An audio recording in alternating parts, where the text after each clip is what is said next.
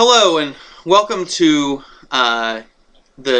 basically what will be the second part of the terminology lecture. I apologize for ending abruptly. There's a 15-minute limit to how long you can talk in YouTube, is how long a video can be, and so I have to break this up. My point though of the reason why I usually will say I'm going to stop it, and I didn't this time, and the reason is because I started talking about the next concept, and I realized that in order to explain the concept, I had to define 4 more terms. One of the things about journalism is there's a lot of terminology that comes into play, and that's not unusual for any profession, but we have a lot of our own slang. You know, I've already given you things like package, lead, and, you know, there's things I assume you know, like what a brief is. It's just a brief story. They're usually packaged together in little briefs columns or little briefs packages. You know, there's, you know, headline I gave you, but I assume most of you know that. But then you get into things like graph and bastard width and column inches and, you know, all kinds of things that, you know, we all take for granted. And like legs of a story, and that was one of the terms I was talking about. There's so many terms actually that, just to give you a quick story, there's a concept I'm going to put in here called a budget. And a budget is a list of stories that a newspaper has that they're going to run in the newspaper. And so, for example, you know, if you look here at the front page, there would have been a list of things like, we have this story about winter's impact on infrastructure, the children's hospital hiring a new person, the attorney general and the lottery contract, and the Sherman teacher making on the final part of The Biggest Loser, the final show or final episode. And so all those would be on there. There'd be a little description of what each one is, the fact that we have mug shots or information how long they are, you know, the reporter's name in case there's any questions or concerns, when the story is supposed to be filed, if there's online components, if there's art, etc. And so the concept of a budget is basically, it's not about money, it's about what do we have for the space we have. And so what an editor does, and this can be for a newspaper, this can be for a radio station, etc., is you have so much time, you have so much space, and you have to budget the space, you have to budget your time. And so if you have, well, I have a story here from a reporter that's, you know, a 2-minute canned story, you know, you can't put 7 of those into a 10-minute newscast. I mean, that's 14 minutes. So you have to be able to decide, okay, and you don't want to have all 2-minute stories. You need to have some 15-second and some 30-second. And so all that's part of packaging or budgeting it. And so a budget is that. So we went over to the State Journal Registrar's office for a budget meeting. And one of the students asked, this was just last semester, the student asked, well, what is a budget? You know, like where's that term come from? And the people at the State Journal Register were kind of like, I don't know. And they kind of were all looking at each other like they didn't have a clue. And I said, I think it has to do with budgeting space. And I'm like, oh, yeah, that might be. So, I mean, there are some of these terms that they don't even know what it is. And I'm 100% sure that I'm right about that. But they, you know, they didn't know where the term even came from. So it's kind of humorous, but there is a lot of terminology in our things. So the concept that I got into a little bit of a mix-up on, or, you know, started taking longer than I wanted, was the term of modular. The idea of modular is like a modular home is like a pre-built home in a specific dimension, but you can also have modular buildings in which what they do is, you know, you can build entire hotels, you can build bridges and other things modularly. And what a modular bridge might be, sometimes you'll see it going down the highway and they'll have a section of a bridge and they'll actually, you know, lift it up and set it in place, and they'll set each section into place. So it's pre-built in a certain form. Well, the idea of a newspaper page is everything is built modularly. And so what happens here is everything is in a little triangle. We don't sit here and build things in weird shapes. We don't make triangular stories. We don't make stories that are, you know, kind of like shaped like a letter L or a letter H. You know, I mean, everything is in a perfect little square or rectangle. And so what we do is that we do that because we can then move these stories around. These 2 stories over here could switch places with the 2 stories on the left. Or the story here, the children's museum, could go below the Attorney General story. You could just flip them up and down because they're in a perfect little square. And so that just like a modular design for a building, you could put, you know, this piece in another spot. It's just like building blocks for children. It doesn't matter if you have the red block here or the yellow block here. If you want to switch it out, you could. I mean, it's not a big deal. You know, I mean, you need to change headline sizes and other things, but it's in the shape that works. The only exception, and that's where I was getting a little bit off, was, you know, if you look here, little square, there's a line column here, there's another column over here, but the one exception is, and why we do this is, you know, if we come down here, well, if you look, there's this story about mosques that is basically what is going around this ad down here. And instead of, you know, in some newspapers and some older styles, and some people just in a rush might actually, if there was an ad here and they couldn't get this to fit all nicely, they might just put a story down here. Well, that's a big no-no, because it's just sort of like, well, where is this supposed to go? Why are these stories kind of bumping together? And we don't do that. The only exception would be is with ads, we just work our way around them. We will do what we do here. Every column of text in a story is called a leg. And so this is called a dog leg. And the only time you dog leg is around ads. And the reason we call it a dog leg is the idea that, you know, this first leg is down, but a dog lifts its leg to pee, and so the dog leg is lifted up to go around this ad. And so just like a dog leg, that's where the term comes from. And so that's how that works.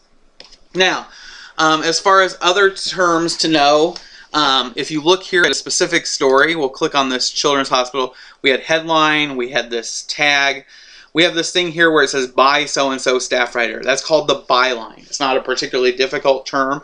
It's just who the story is by. And so that would be what we call a byline. When you write your stories, you should put bylines on. You should put by so-and-so. And instead of just having your name at the top, you put by in front of it, and then you give your title. And you know, for this class, you don't have to put a title, but, you know, you could put student if you want, student writer or something like that. That would be a title.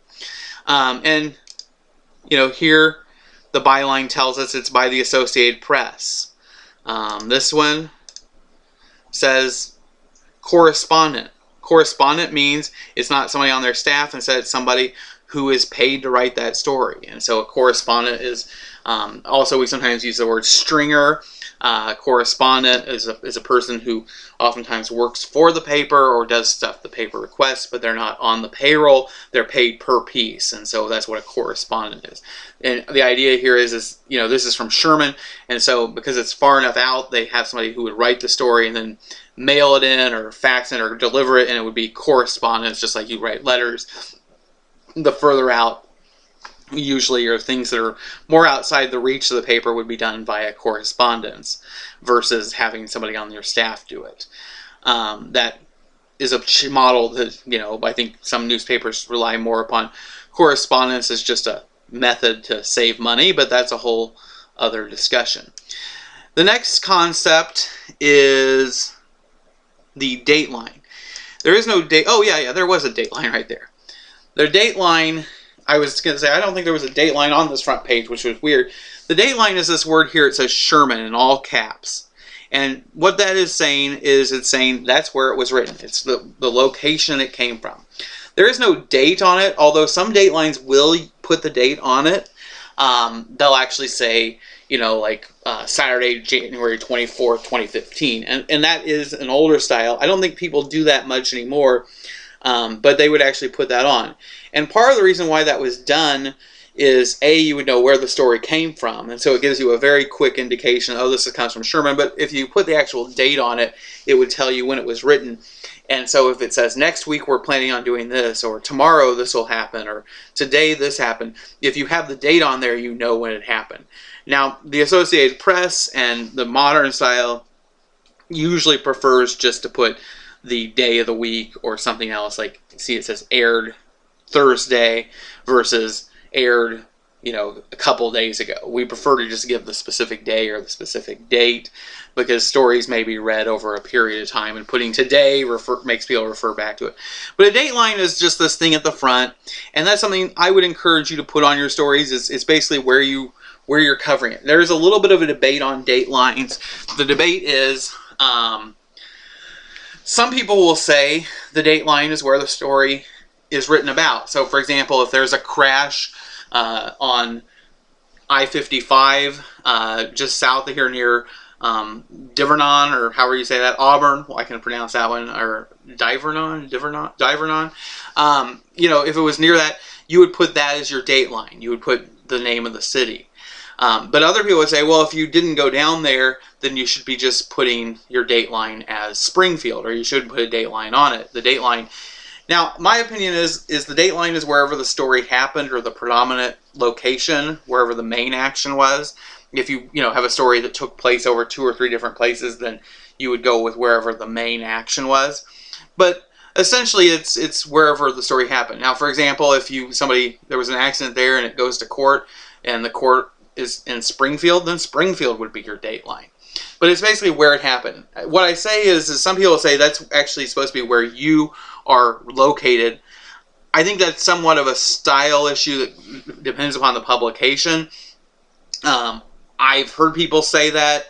I've never actually seen anybody observe it, that if I'm reporting on this from Springfield and the accident happened and I'm talking to the sheriff's deputy down there on the phone, that I can still say it, I can still put the name of the town on, I can still put Auburn as my dateline. But the case is that some people will say that that's not the way it is. That's kind of a matter. I say it's wherever the thing happened. There is a little bit of a debate on that, but that's what we call a dateline. I'll give you just a quick example. One time when I was working at this newspaper, what happened was we were in afternoon. It was in Michigan, and it was an afternoon paper, but we published extremely early in the morning. Like what I mean is, we went to, well, not extremely early, but we were on the press by like 8 a.m. And so our paper was out on the newsstands by 9 a.m. And so even though we were an afternoon paper, we really were kind of this sort of late morning paper. People didn't get the paper till the afternoon, but we were published by late morning. Well, what would happen is some of the radio stations in town would get our paper at 10 a.m. and they would begin to start, taking our stories and rebroadcasting them. And they would summarize them and put them out there. And so one day the editor, one of the editors, was getting annoyed that this was always happening. And he was like, he wasn't the main editor, he was just one of the other ones. And he always had a little bit of a short temper or whatever at times. And he called up and he was like, he got mad at them and was, kind of reaming them out for using our story. And because a lot of our readers hadn't even gotten it yet. But what happened is that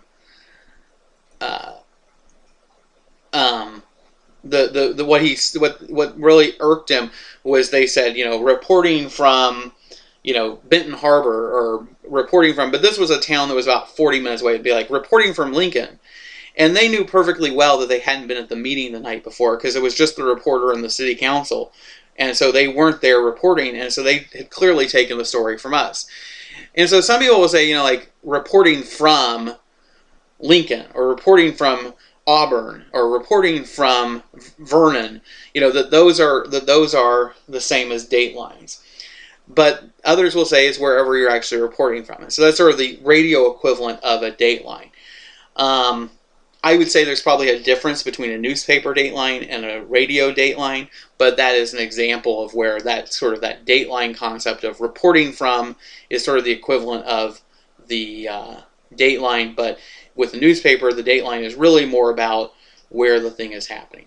Datelines are usually pretty simple and straightforward, but sometimes you get some fun ones, like, reporting with the fourth, sometimes they'll say undisclosed location with the infantry, or whatever army group, such and such, because of the fact that they are embedded and they're not allowed to say their current location.